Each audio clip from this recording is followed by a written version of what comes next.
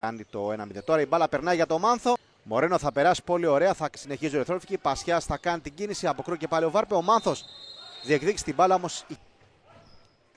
Απόκρουση του Βάρπε τώρα τον Πασιά. Πασιάς περνάει για τον Μάνθο. Παίρνει τον Κανδύλα. Κανδύλας περνάει για τον Μιχαηλίδη και πάλι από θέση του πίβοτ. Αποκρούει ο τερματοφύλακας. Τώρα και πάλι πολύ ωραία κίνηση για τον Ολυμπιακό. Το Άλβαρο πάσα για τον Βίντα. Το βγάζει στην κόντρα. Εκεί όμως και πάλι ο τερματοφύλακας των Βρυλισιών ο Βάρπε Θρομάλιος και ο Βίντα. Σε κόντρα επίθεση για τον Ολυμπιακό, εκεί δεν καταλογίζεται. Πασιάς κάνει την προσποίηση πολύ ωραία.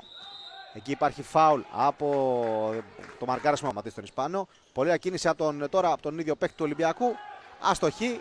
Γιατί έχει μπει στο παιχνίδι με τον Κανδύλα. Κανδύλας περνάει πολύ ωραία. Θα κάνει το σούτα αποκρούει και πάλι ο Βάρπ. Το γκολ του Μπάκη το 14-17 έγινε. Κανιέται πολύ ωραία. Περνάει απόκρουση το Βάρπ. Εντυπωσιακή. Ρομέρος με τον Κανιέται, ο οποίος. Σάβας θα κάνει το σούτα αποκρούει. Σάβας θα κάνει το σούτ, αποκρούει και πάλι ο Βάρπε. Τζίμπουλας πολύ ωραία, αποκρούει και πάλι ο Βάρπε. Λάθος πάσα, κλέβει ο Πασιάς, συνεργάζεται με τον Κανδύλα. Πασιάς βγαίνει στο τέτα-τέτ, Πασιάς, αποκρούει ο Βάρπε.